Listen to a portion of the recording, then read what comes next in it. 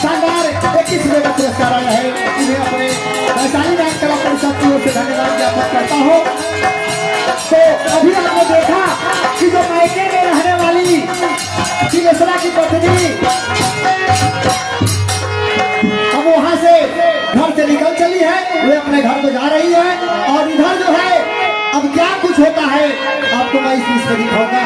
तो लीजिए आपके समक्ष हमारे ड्रामे का अंतिम दृश्य। तो लीजिए दोस्तों, शांति बनाकर इसे भी देख कर जाइएगा क्योंकि कहानी को आप अच्छी तरह समझ जाएंगे। तो लीजिए, दहेजा के अभिशाप का अंतिम दृश्य।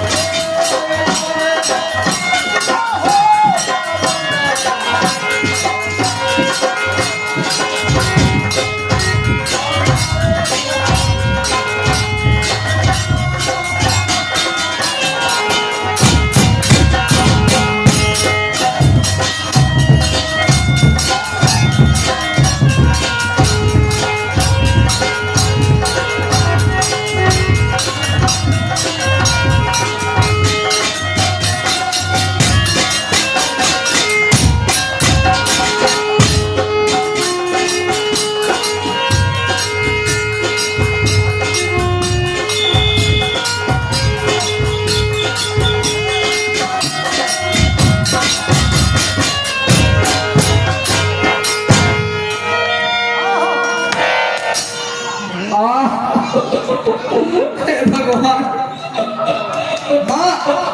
हाँ बेटा, मैं अब रूपा के साथ एक पल भी नहीं रहना चाहता। ये थोड़ा जाओ बेटा से आराम से आराम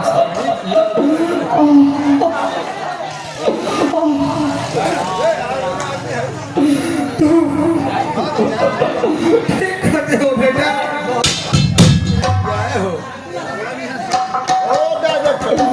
मैंने दहेज के लालच में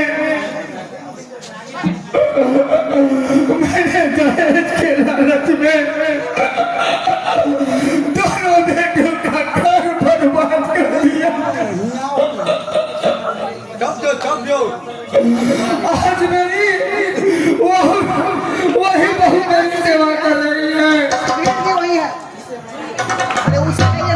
जिसे मैंने इतने ताने दिए।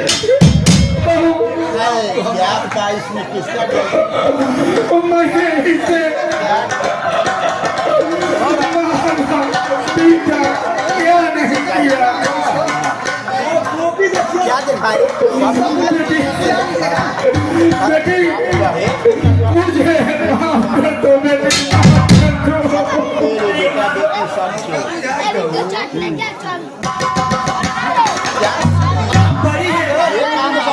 बेटी का दो माँ हो जाता है, एक अपनी माँ और एक सासू माँ। कोई फर्क नहीं है माँ, कोई फर्क नहीं। अभी बोलते थे मुझे शर्मिंदा न कर। मुझे माफ कीजिए, माफ कर दीजिए भाभी।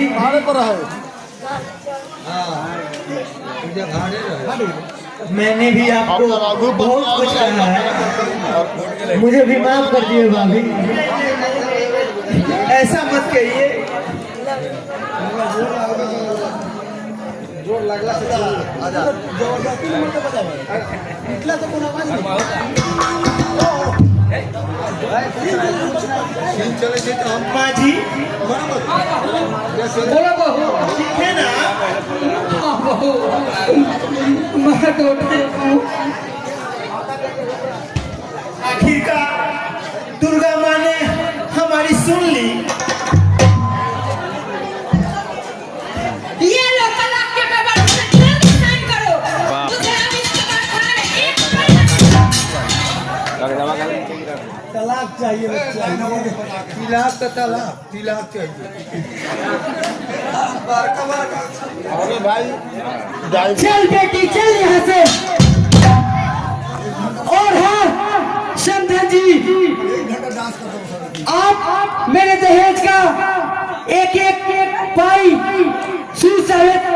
दीजिएगा, नहीं तो आपका घर नीलाम होगा।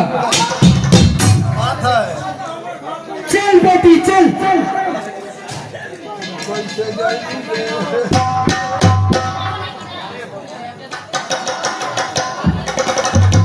रुकिए तो समझी जी, रुकिए तो। सब्जी जी खिला और वाह गायत्री वाह। ना बहुत सदा निकले बार ना देख लेना अपने घमंड का नतीजा। सब बुढ़िया और कहो करो दहेज का लालच। ये लालच आज हमारे घर को डूबा बैठा है। देखो खुद को और अपने दोनों बेटे को। आज से कसम खा लो कि फिर से दहेज की बात ना करोगी। ये दहेज कुछ नहीं होता। पैसा तो आदमी कमा लेता है, लेकिन इंसान कमाना बड़ी बात होती है। तुम तो इस बड़े बहू को बहुत सताती थी, लेकिन आज देखो यही तुम्हारी सेवा कर रही है।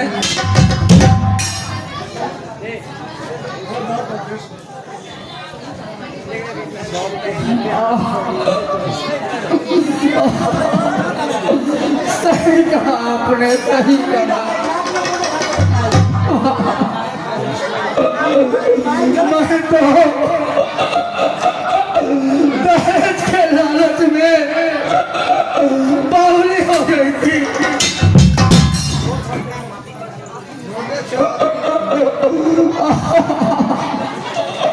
आप मुझे माफ कर दीजिए, माफ कर दीजिए।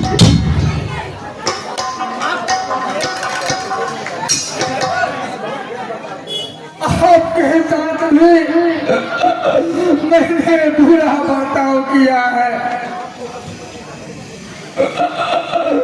आपको भी कभी मैंने पति का दर्जा नहीं दिया।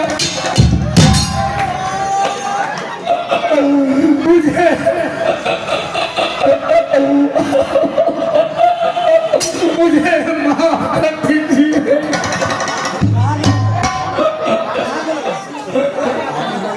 कोई बात नहीं गायत्री, सुबह का भूला अगर शाम को घर वापस आता है तो उसे भूला नहीं कहते। अब हम लोग मिलजुल कर रहेंगे।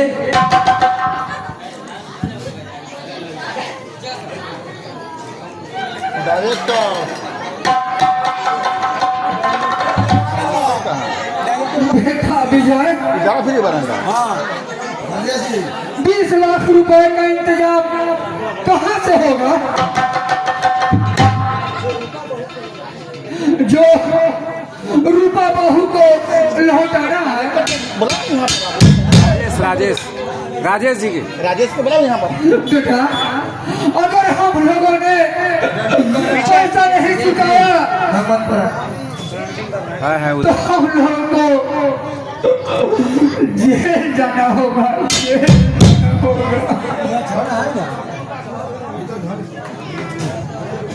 और बेटा, हम लोगों का ये सपनों का घर नीलाम हो जाएगा बेटा, नीलाम। वो पाछे है। बेटा, आपको मुझे कोई रास्ता नहीं दिखाई दे रहा है बेटा। अब मैं भी क्या करूँ माँ? हमारा बिजनेस का भी दिवालिया निकल गया है। मेरे पास भी इतने पैसे नहीं है माँ। मैं ये पैसा चुकाने लायक नहीं हूँ माँ।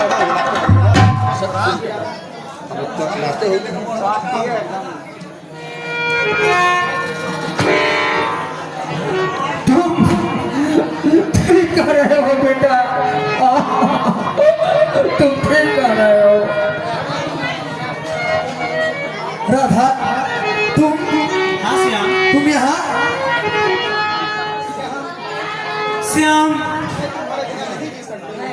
तुम्हारे बिना नहीं जी सकती।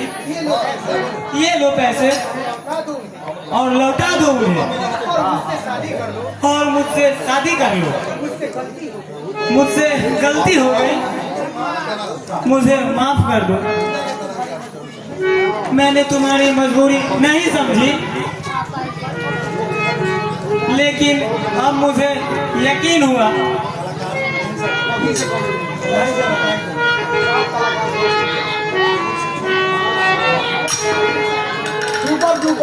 अब सोच क्या रहे हैं श्याम जी? अब तो यही मौका है चौका मारने का।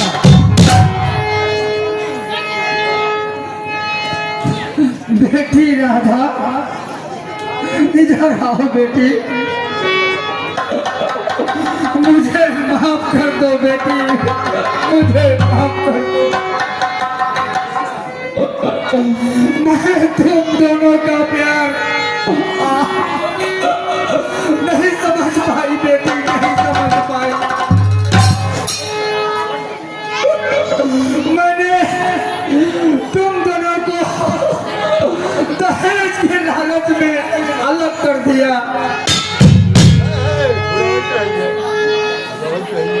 मुझसे माफी मांगकर शर्मिंदा ना करें। अब तो मान जाइए, मुझे अपनी बहू बना लीजिए।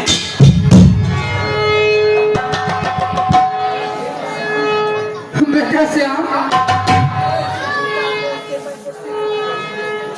रूपा को उसके पैसे सूद समेत लौटा दो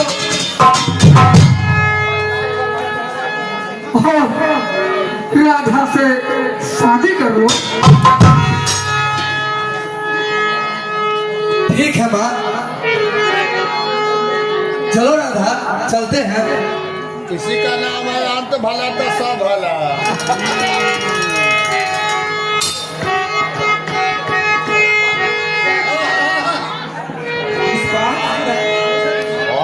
मुझे भी माफ कर दो। मैंने हमेशा तुम्हें सताया है।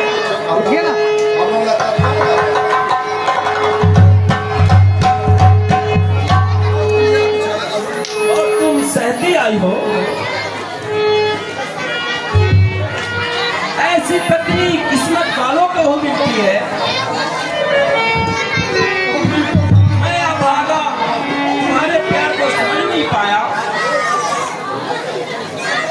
दहेज के लालच में मैंने तुम्हारे साथ क्या क्या नहीं किया, लेकिन मैं आज कसम खाता हूँ, मुझे दहेज नहीं चाहिए। मुझे तो ऐसी पत्नी चाहिए दहेज सबका चाहिए जो माँ बहन दोनों बनकर रहे। ऐसी बात नहीं है जी, हम लोगों से ही गलती हो गई। ऐसी बात नहीं है प्रिय, तुम मुझे माफ कर दो। ठीक है, मैंने आपको माफ किया।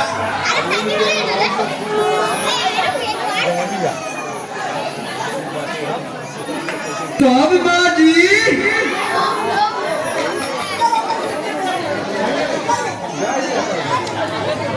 हमनियों के लगले हाथ विदाई कर देनी तो अच्छे न रही, आगे से पीछे तक शादी ब्याह तो हो।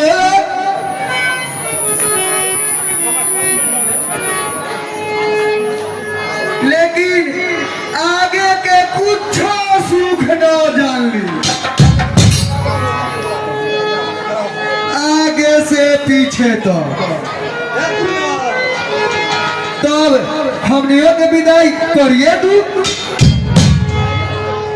ताकि रहुआ नानी बन जाओ आगे से पीछे तो। क्या बोला? नहीं माँ जी, नहीं, कुछ नहीं। हम तो जात बारी अपना घर और रखू अपना बेटी जानते क्या हो, मैं तो तुम दोनों को धूमधाम से विदाई करूंगी। बेटी, बेटी का असली घर तो उसका ससुराल ही होता है। जब वो मायके में रहती है तो ये समाज उसे कुलथी कहती है। बेटी, तुम्हें भी अपने घर यानी कि ससुराल जाना चाहिए।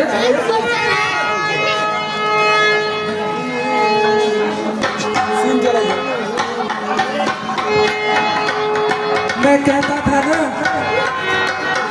एक दिन सब ठीक हो जाएगा। भगवान के घर देर है, अंधेर नहीं।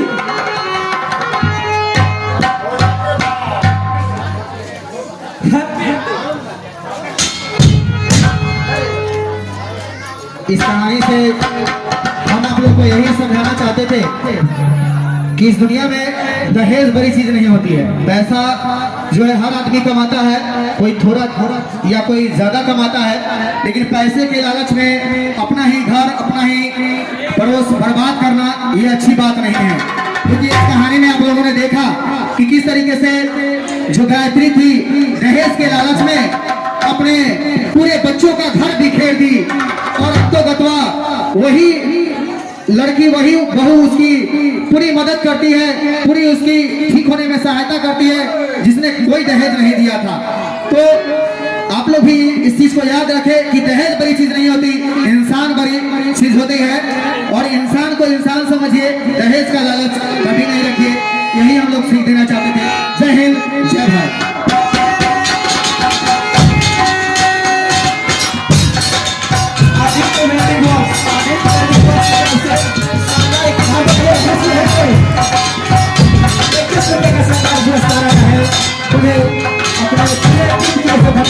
करता हूँ और आशा करता हूँ कि आप लोगों ने जो मान दुलार आज हम लोगों को दिया है, आशा करता हूँ कि कल भी हम लोग को मान सम्मान देंगे। तो लीजिए, आपके समक्ष आज का यह प्रस्तुति खत्म हुआ। जय हिंद, जय भारत।